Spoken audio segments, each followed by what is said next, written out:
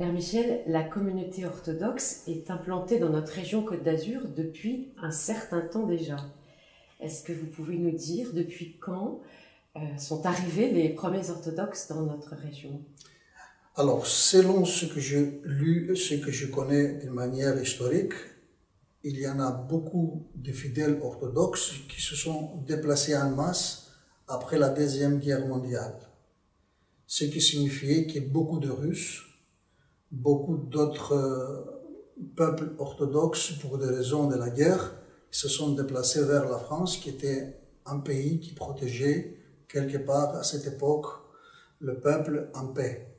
Bien évidemment, il y avait aussi des Grecs, il y avait aussi des Arméniens, il y avait d'autres pays du Balkan.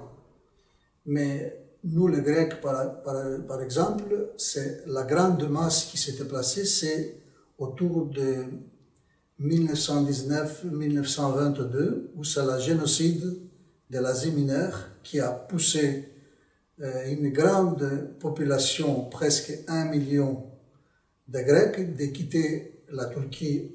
Pour nous, c'est l'Asie mineure, c'est ex-Petite Grèce, comme on dit, pour des raisons que nous connaissons bien évidemment aujourd'hui, mais la Turquie ne les connaît pas. Donc, ils ont choisi beaucoup de Grecs, la France, puisque c'est un pays intellectuel. Donc, beaucoup de Grecs qui venaient de ce pays, ils avaient dans cet esprit de venir dans un pays où ils avaient la possibilité de continuer la civilisation.